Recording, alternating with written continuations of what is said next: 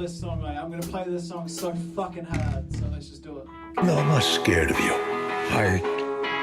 I feel for you, kid. You should have been raised in a home with a family who loved you. Not in a cold lab with doctors.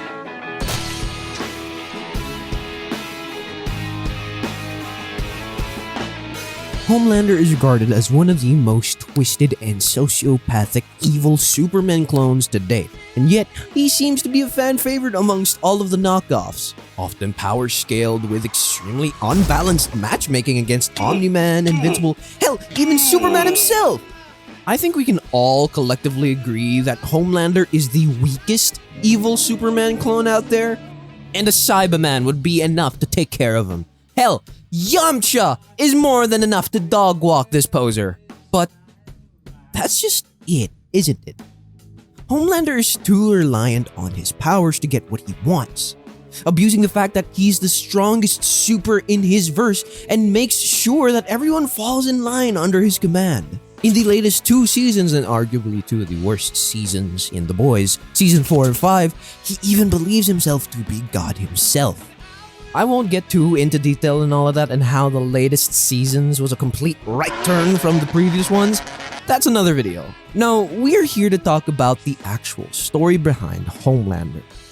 Why is he the way he is? Was he really just the result of Vought, the massive corporation not giving 2 shits about human rights and was solely focused on making good product? Homelander was raised in a lab, surrounded by doctors and researchers in an attempt to create the perfect superhero. No parents to love him, no social life outside of the people working at Vought. Just concrete walls, lab instruments, and trauma on trauma on trauma. So, ladies and gentlemen, we must go back to previous seasons and look outwards. We must ask ourselves, could Homelander have been the perfect soup Vought wanted him to be? What were the clues the animated show Diabolical has showed us that the live-action show completely left out? In other words, my dear cult members, we must ponder the question. You said there must be something I could do you for, perhaps a favor or a fiber might open up those early doors. I'm awfully hardworking, there's something I could do, I'm sure. Now I can hear you now. Ah shit, here he goes again, turning another badass and awesome character into a wimpy Superman clone. When will it ever stop ruining characters? I'm a chud, I'm a chud, I'm a fat little chud. Stay mad, bro. Hopecore lives on this channel, and you can cry me a river. Now, I know Homelander's whole shtick is already a what-if in it of itself, but I'd like to double down on that what-if with another what-if. Confusing, I know, but stay with me because I'm onto something. The general consensus of Homelander being raised right revolves around people thinking he would be straight-up Superman. I say I don't think so. We need to consider all the variables that are given to us. Homelander is in a world that runs on corporations. Everything in the Boys universe is basically run by Arasaka, aside from the part of the government that wants to tear the company down. With this in mind, we can add 2 key components to Homelander's character in this universe. Parents! Someone to raise Vought's latest attempt at creating the perfect super. Learning from their past mistakes of giving Compound V to full-blown adults that already had a life under their belt, have the infant grow up in an environment that simulates a family. A Vought scientist as the father and a mother that has actual experience with raising a family. Now, this dynamic is very important. Having the father only care about monitoring the specimen's condition and how he's turning out, conflicting with a mother that originally only cares about the money she's getting to raise another super kid, but eventually falling in love with that child, raising him as her own, goes far in these kinds of stories. This is how I imagine the events taking place.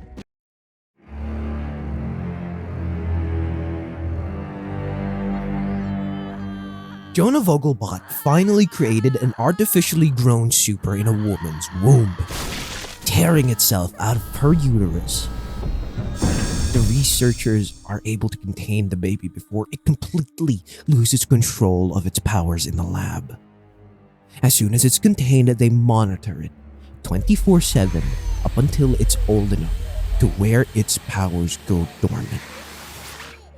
At the age of 1, the infant acts like a normal human being, learning how to walk, being entertained by cartoons, all the stuff kids at that age are doing. A couple are assigned to monitor the infant's progress and see if his powers ever reawaken. Both researchers have fought, but one more dedicated to the cause than the other. I won't give them character names for the time being, so let's just call them Ma and Pa.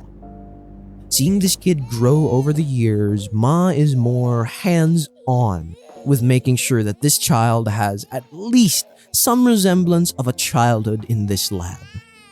Bringing him new toys every now and then, making sure he watches nothing but the best cartoons after their scientists perform their tests on him. Everything a mother should do. Pa, on the other hand, is more distant and sees this child as nothing but an experiment that he has to monitor for a corporation that doesn't even have free dental care. Now, there will be times in the lab where Ma insists on Pa interacting with a child so it can assume it has a father figure. But Pa refuses every time, stating building bonds with the experiment like this are bad for business. So, Ma bonds with the child to give it a sense of familiarity around her. She believes having genetically altered babies should be raised in a family environment for more stable results. All things considered, the amount of supers that were very troubled individuals have been getting harder and harder to manage. So, it only makes logical sense to raise one in a stable environment with parents that would care for him, and a social life outside the lab. She proposes this hypothesis to Dr. Voughlbaum. She knocks on his door and she pitches the idea to him. Having a long conversation about how having a quote-unquote family to raise the boy would be the best way to get the perfect super and finding the results that they want, Dr. Voughlbaum actually takes it into consideration. And he contemplates about it. He genuinely thinks it's a good idea. He goes through the backlogs of failed supers who turned out to be absolute psychopaths and sociopaths when giving Compound V. Others use their powers far more selfishly than what intended them to be, and it caused a lot of expensive cleanup scenarios. He keeps his proposal in the back of his mind as the years go by.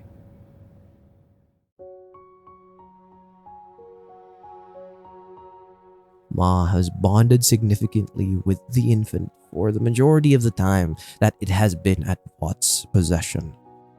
Then, one day, she decides to name the boy John Gilman, for the sake of connecting it to its human origins. John builds such a strong bond with Ma to the point where he genuinely sees her as his mother. Pa was barely in the picture, but was there for every birthday. We can say there's been a significant time jump at the next major event. From being an infant in a lab to his 8th birthday.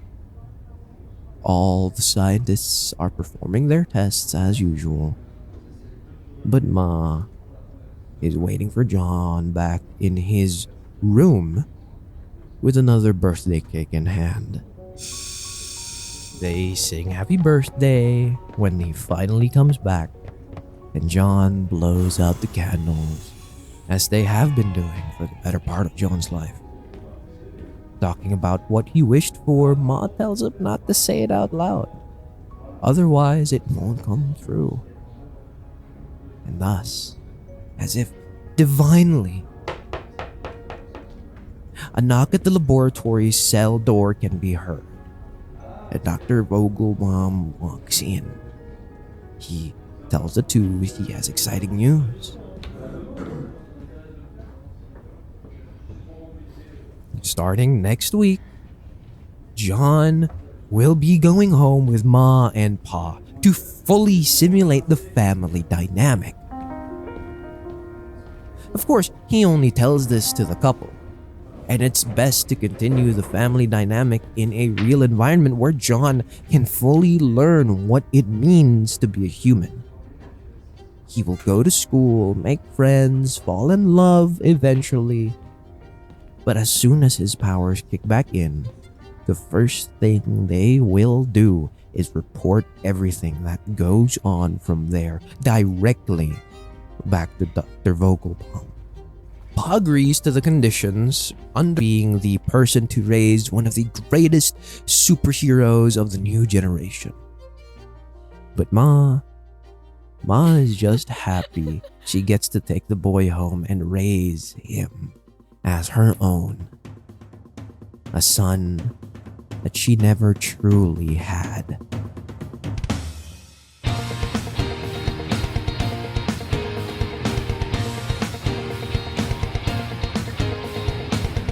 The week comes and the couple drive John back to their home in a small town next to the city.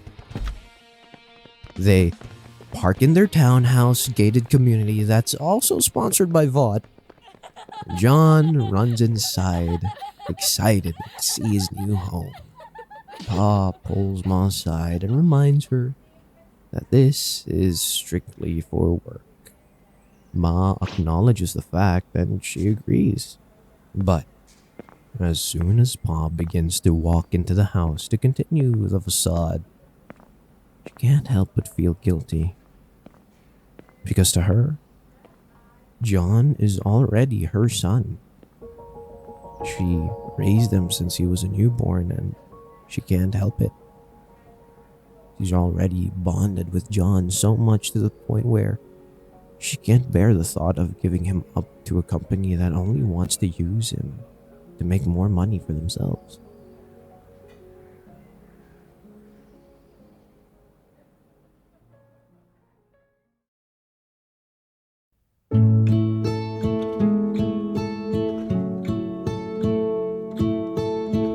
Now, at this point, we can say John grows up with a family he never had in the show nor in the comic books. Pa teaches him how to ride a bike, Ma takes him to elementary school, and they have dinner every night as a family. John makes friends at school and this gated community they live in. Though, most of the time, the kids are extremely cautious of John because he's not very socially adept. He's very awkward at first. This is because he's never seen another kid outside of the lab, so his social skills aren't exactly perfect. It takes him a while to adjust, and it all comes down to one faithful day in elementary school.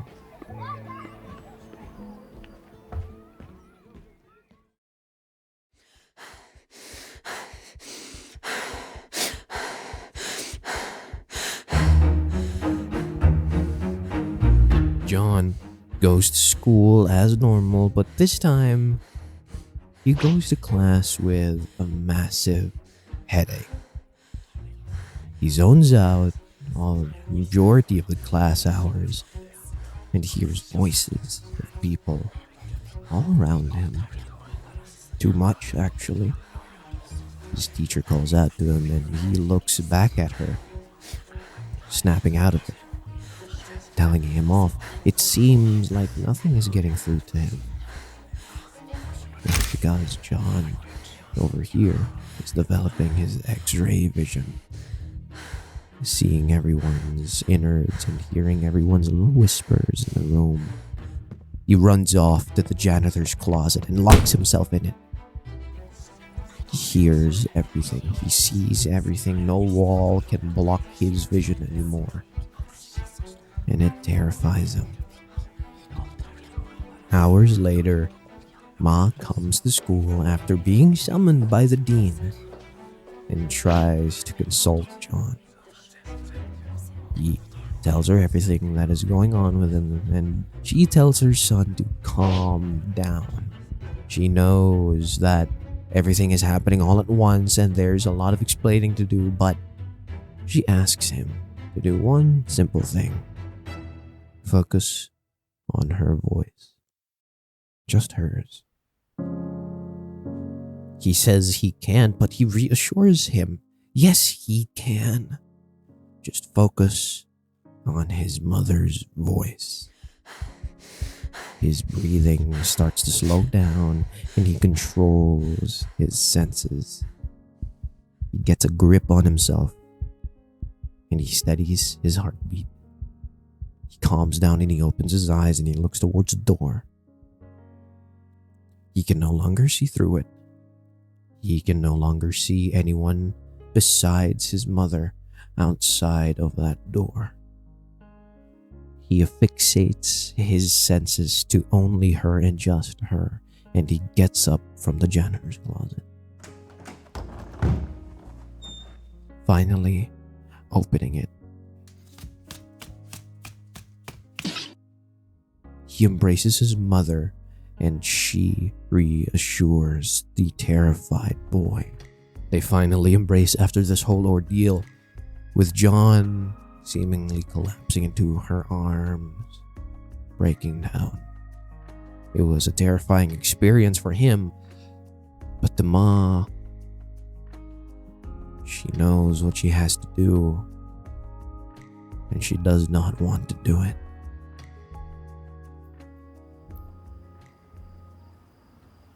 Back home, he sat down with Pa out by the garage. It's about time they had a conversation about powers and where he's really from. We all know where this goes. Pa tells him everything. Nothing is spared from this young boy's brain.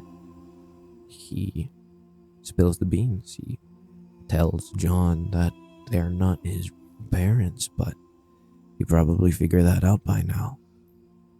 They were scientists assigned to him to monitor his every movement to see when his powers would finally kick back in, and they finally have. John is stunned by this. His family was never really his family. They were just sent there to monitor him, see if the experiment went well or if it was just another dud in the chamber. He almost breaks down, but Pa reassures him. It has been 13 years since they first laid eyes on John. At first, they started out as researchers trying to do their best to get the results that Vought wanted, yes, but for the majority of the years that they've been together in their house for the past 4 years, seeing John grow up, learning all the things that a kid should, teaching him everything that he could, he's grown to fall in love with John.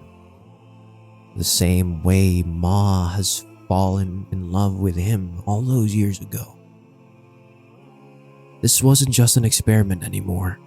This wasn't just another one of Vaught's many super experiments. No. Pa leans towards John and he gives him a massive hug. Something he has not done for majority of John's life. Pa tells John they were the best thing that could ever happen to him and Ma. And he thanks John. No matter what happens next and no matter where they go from here, they will always be his family. And nothing can change that. He doesn't know the extent of his powers yet, but he does know one thing. This world is cruel. It's harsh and it's evil. John has the chance to become the light in this a dark, dark place.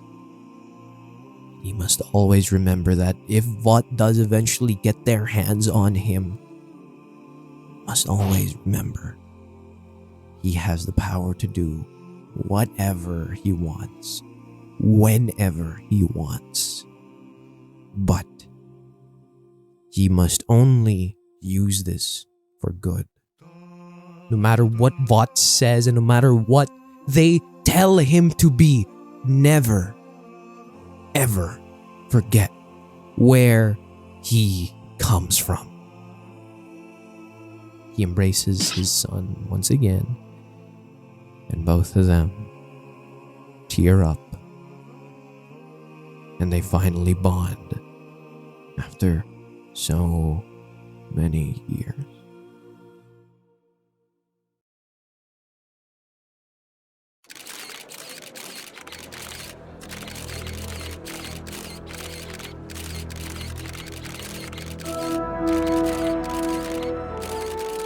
Stan Edgar holds a press conference, gathering everyone, every major media outlet, every sponsor, hell, even casual fans came to see this.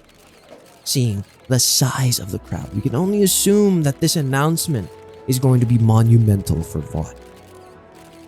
Introducing their newest superhero joining their ranks.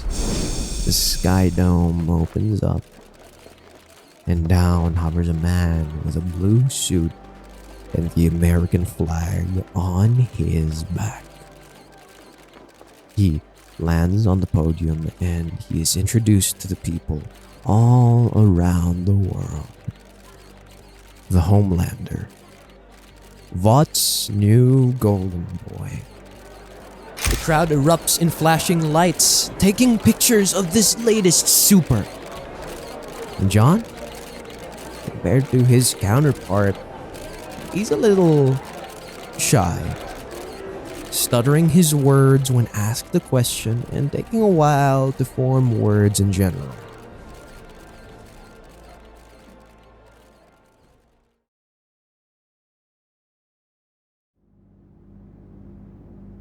A few hours go by, and after the presentation, he opens the door to his dressing room, where Ma greets him with a hug. His worry fades away and he embraces his mother. She asks how it went, and he says it went well. Sitting down to get a cold water, Ma points at the TV, asking if he's sure about that because she practically saw him shaking in his bright red boots. John shrugs it off and says that her eyesight might be going at her age, but she doesn't let up. He folds under the pressure of his mother's stare and tells her that he's still got a lot of work to be done. She sits down with him and comforts her son, reminding him that he wanted this. He wanted to be a part of Vought and he wanted to show the world what he could do. Now, he has to put in the work to actually become the world's greatest superhero. They smile and lean on each other as they calm down and the night dims. Panning over to Homelander's desk rests a photo of him at his high school graduation. Ma says Pa would be proud of the man that he's become.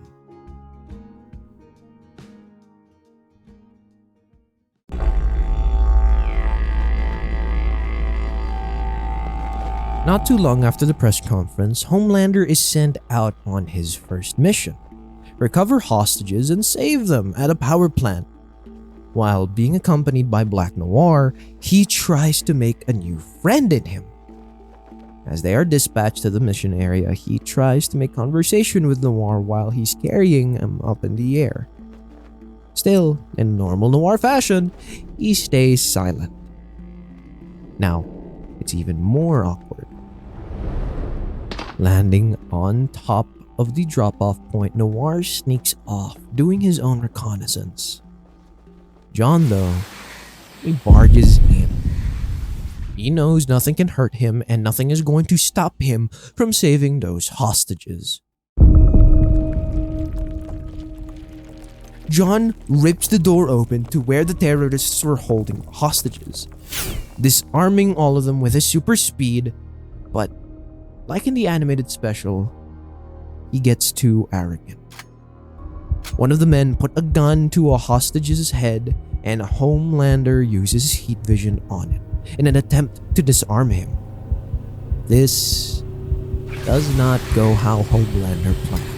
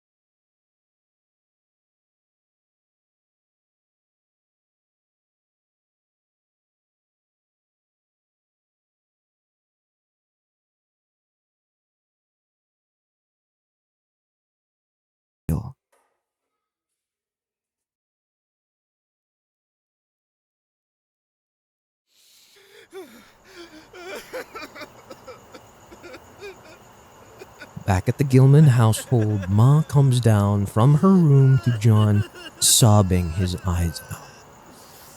Seeing her son in this state, she runs to him in an attempt to comfort the poor boy. He tells her everything. How he fucked up and how he underplayed his powers and how he killed someone inadvertently. He didn't want to hurt anyone, let alone have someone's blood on his hands. He sobs harder at the fact that he got so reckless it led to someone's head being blown to bits. Expecting his mother to be utterly terrified of him, he feels her warmth over his body. Embracing her son, she tells him about mistakes. He made one of the biggest mistakes of his life today, and that will stick with him for the rest of his life as a superhero. And that is where we learn. Heroes are not born just by their actions. They are made by their mistakes as well. And what they do afterwards solidifies them in history. John overlooked the crucial thing in that save, and that mistake will live with him for the rest of his life. And that is a mistake John will never make again. Now that he knows how fragile humans are compared to him, she tells John to march up to Vought HQ and tell them exactly what he did and how it makes him feel. Trauma like that can break anyone, even if you're the strongest being on the planet.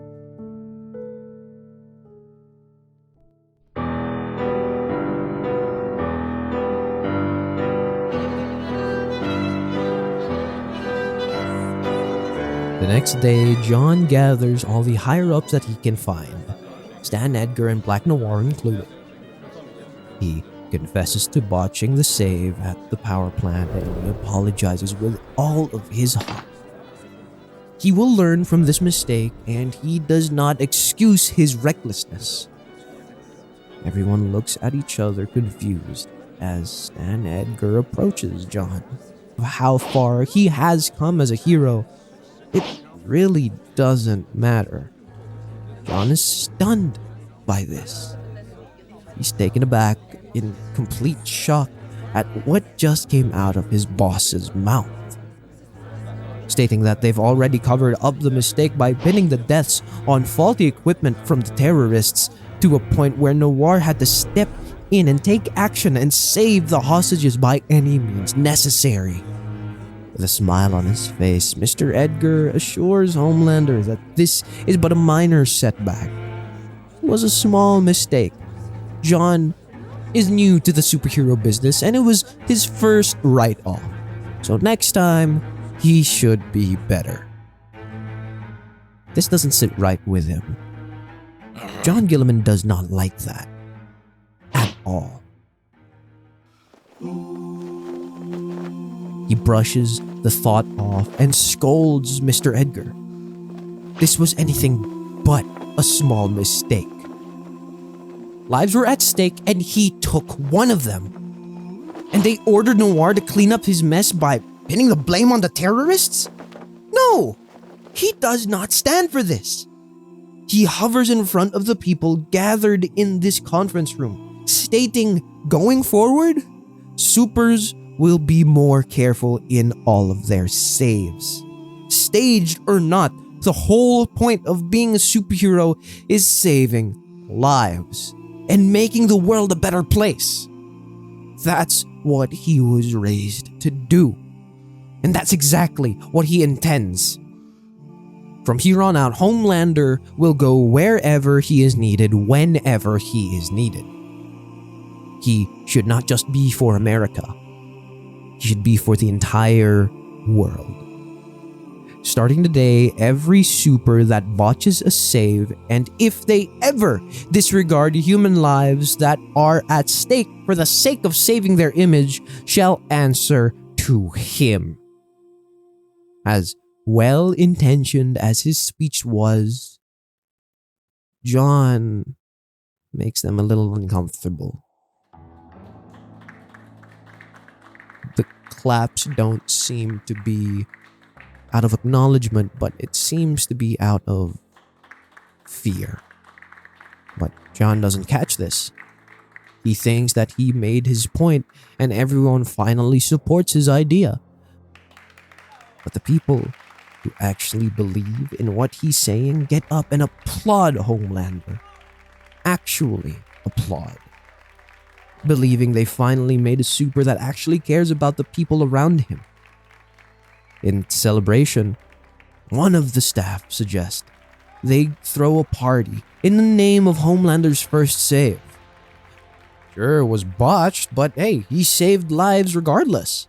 He hesitates at first because he didn't exactly save lives that day, but Stan Edgar agrees to the idea.